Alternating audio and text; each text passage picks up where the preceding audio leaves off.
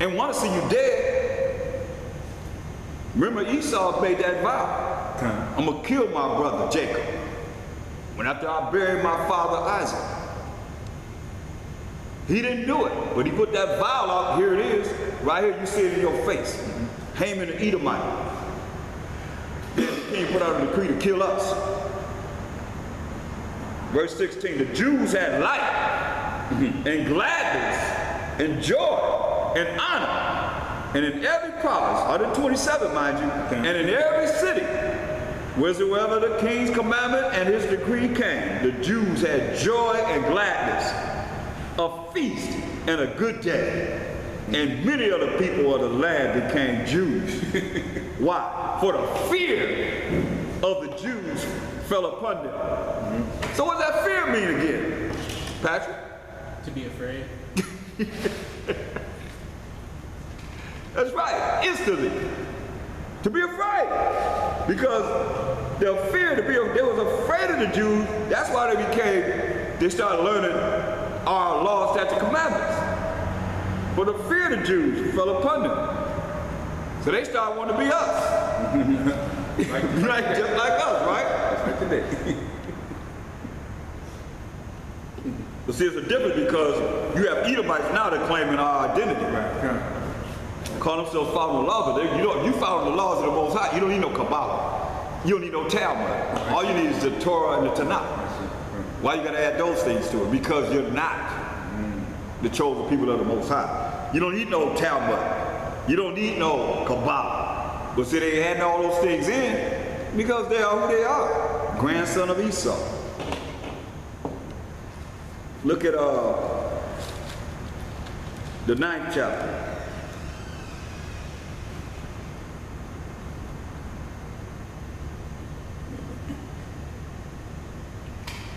And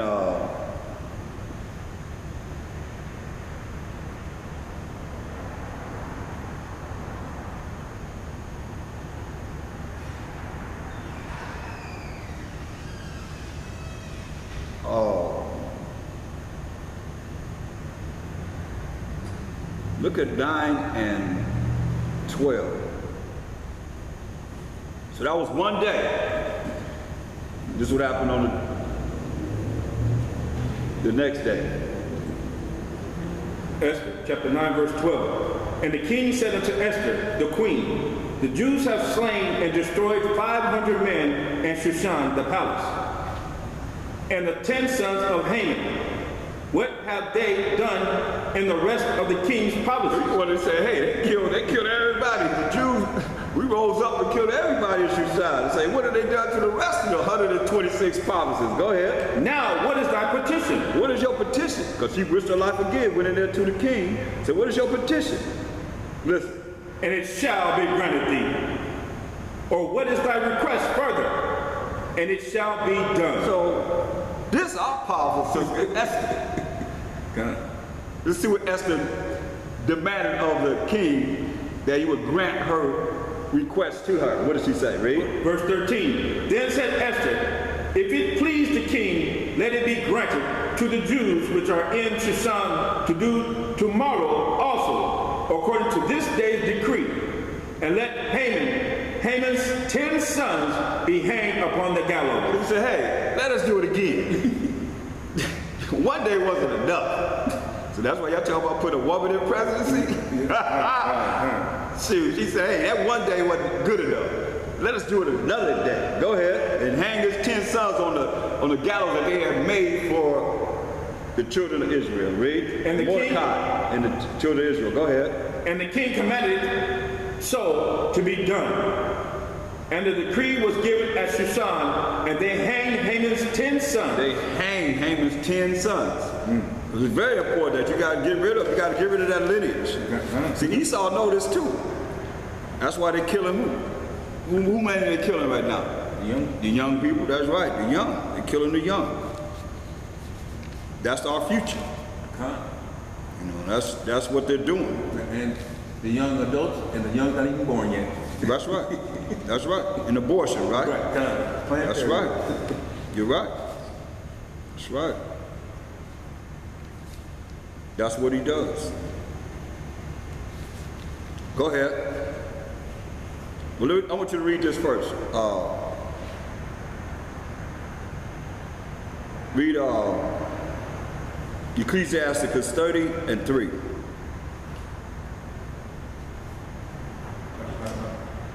Okay, I'll read it. Ecclesiastes 30:3. It says, "He that teaches his son grieveth the enemy, and before his friends he shall rejoice of him," because he's learning the truth. Though his father die, yet he is as though he were not dead. Father is not, if you didn't taught your son, so he died, he is as though his father is just like he didn't even die. For he hath left one behind him that is like himself, like unto himself. While he lived, he saw and rejoiced in him, and when he died, he was not sorrowful. He left behind him an avenger against his enemies, and one that shall requite kindness to his friends. See? So that's why you see here we had an understanding why his sons had to be killed. Ain't no avenger was left behind for Haman at all. See, it works on the right and the left hand. You know what I mean? For us and for them. Whoever. That's why, hey, what she say? Hang his sons upon the gallows that they had planned to kill her uncle and who knows who else. Because the gallows, it was big enough to kill, to hang all 10 sons, so who was they going to put on the gallows? Besides Mordecai, that's only one man. They hung all 10 of them on that gallows that they had built to kill Mordecai and whoever else they're going to hang on there. Go ahead. Esther chapter 9, verse 15. For the Jews that were in Shushan gathered themselves together on the 14th day also of the month Adar, and slew 300 men at Shushan. But on the prey they laid not their hand. They ain't want none of what they had. That's, you got to understand, man. That's like you could have got whatever riches, whatever they had that was of value, but they ain't touched none of it. That's discipline. None of them took any of the spoils, anything. They took nothing from them. But the king said you could. We didn't take anything from them. Go ahead. But the other Jews that were in the king's provinces gathered themselves together and stood for their lives, and had rest from their enemies, and slew of their foes 75,000, but they laid not their hands on the prey. See? They killed 75,000. You know they had some value, but they ain't take nothing that they had. Read. On the 13th day of the month, Adar. You see they're saying 13th day, like we saying first day, second day, third day, fourth day, fifth day, sixth day, seventh day. The 13th day of the month, Adar, a month that we are associated with. Go ahead. And on the 14th day of the same rested. And on the 14th day of the same rested day, and made it a day of feasting and gladness. That's what we did. We made it a day of feasting and gladness. Now, how many people are, of the children of Israel really looking at this as something they can recall? I remember one time dealing with this, and I went through the whole story, because it's the time of Purim. It falls generally around the second month of Esau's calendar. See what I mean? Sometime around there. And I remember young people was there, and they was like vibing. Because they understood that it was us, they was just going to try and kill us, and they realized that we got the victory. They was like, yeah. But, people that brought them there, they ain't bringing no more. Because they don't celebrate these things. And if you're not taught that you're an Israelite, then what difference do it make to you when you try to tell everybody you're a Gentile? Eastern Christians, that's our holiday. You still follow the pollutions of the Gentiles. You still honoring this man, the Edomite, as your power, really? Really? Because the Most High said, well, this is what we're supposed to be doing. His days of remembrance, of gladness. See, we had gladness and feasting, joy and feasting in our time. Why we can't do this? I mean, Why we gotta wait till what's next? I don't even know what's next. Where we at? Labor Day? Yes. Labor Day. Yeah, kind of thing. Labor Day. Why we gotta wait till Labor Day to have a good time? Because you're waiting on the Gentile. He's saying that your power of this world telling you that's when you can barbecue, that's when you can have a good time. He let you off the plantation. Right. He let you off the plantation, so now you act like, okay, you celebrate what he wants you to celebrate. What about what the Most High said we're supposed to celebrate? Once a month. Right. Right. Once a month we're supposed to have a good time, feasting, whatever you want to do, barbecuing and all that, but we gotta wait till the master, the oppressor said you can get off work and then you have an opportunity to barbecue or whatever it is that they've been doing. You just follow suit of whatever it is you done seen your parents do. Everybody gonna do the same thing, just caught up in this world, the way of this world. Sure. Keep going. Yep, cycle. Then the children, they raised to do the same thing. Then their children raised to do the same thing. Here we are doing the same thing as a people. Those of the world, I'm saying, because they are Israelites, they just Gentile minded. They think their mind's been polluted by the ways of the world. Go ahead. Verse 19. Therefore the Jews of the villages that dwelt in the unwalled towns made the 14th day of the month Adar a day of gladness and feasting. See, what do you know about that, preachers? You see what I'm saying? How they gonna make this day a day of joy and gladness and feasting if they don't honor it? They don't know nothing about it. And say that was the Jewish people that was doing that, not us. So you they're looking in here for what scripture say Gentile. Right. What scripture say Gentile? Because that's who we are. And they still gonna be lost. That's why we the lost 12 tribes of Israel, because we looking for something that takes us off course of who we really are. That's why we got, what, 50 names? Who we are as the Negroid tribe? I mean, come on, man. We mainly as Judah. Right. Yeah. What? And we talking about the other tribe, we talking about Judah. 50 different names for a race who you are. That's lost. And I gotta keep putting it out there because people don't recognize, man, it's like, we hearing some way out stuff, right? We done heard some way out names of who, I'm talking about your race, brother. I'm talking about your race, sister. We done heard some way out names, man. Identity. Made up stuff. This is made up. But that just show you how lost we are. Go ahead. And a good day, and of sending portions one to another. See, this one we supposed to be acting like they do for Christmas. Right. Read that again. And a good day. And a good day, and of sending portions one to another. That's when we sent portions one to another, gifts and so forth, one to another, for the victory over our enemies. Go ahead. And Mordecai wrote these things and sent letters unto all the Jews that were in all the provinces of the king Ahasuerus, both nigh and far. 127 provinces, read.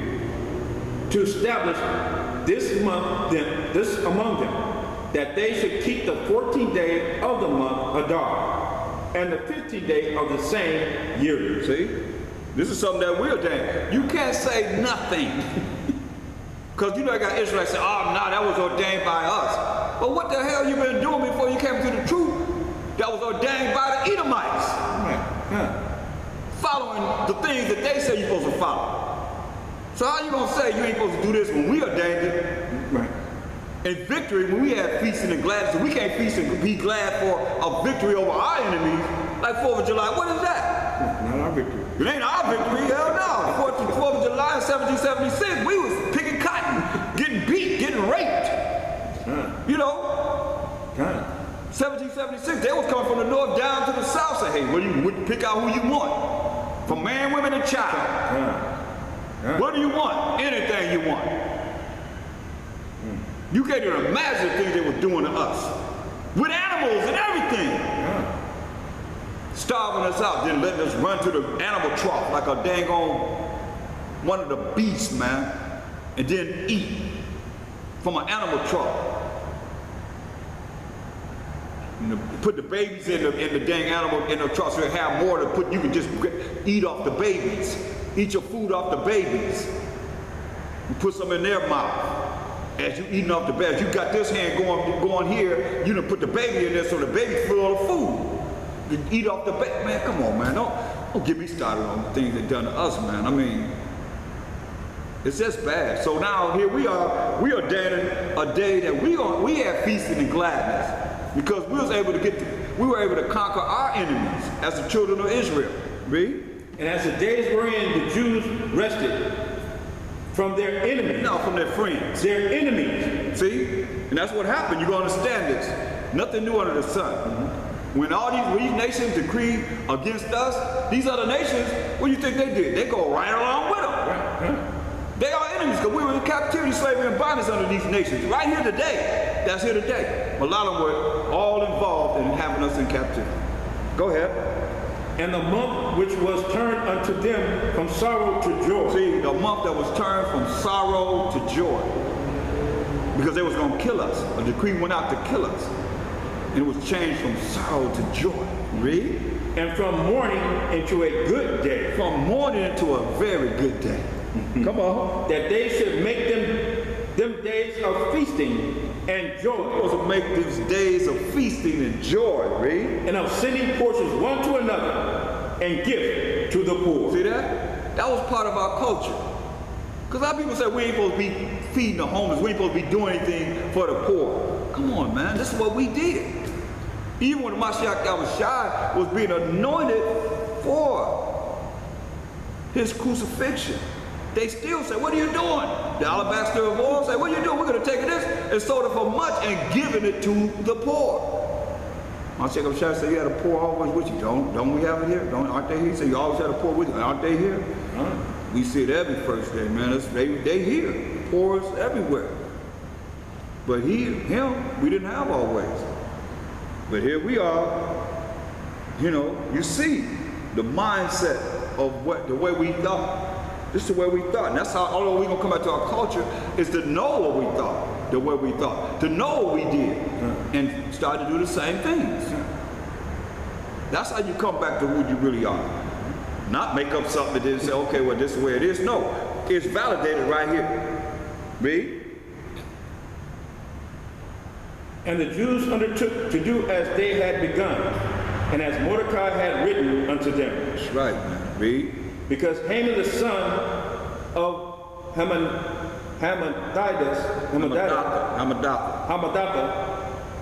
the Agagite, the enemy of all the Jews, had devised against the Jews to destroy them, and had cast Pur, that is, the lot, to consume them and to destroy them. See? This wicked Edomite by the name of Haman had put out a decree to kill us, to destroy us. Go ahead. But when Esther came before the king, he commanded by letters that his wicked device, which he had devised against the Jews, should return upon his own head, and that he and his sons should be hanged on the gallows. That's right. That's this beautiful woman, Esther.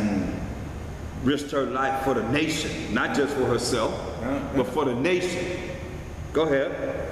Wherefore they called these days Purim, after the name of Pur.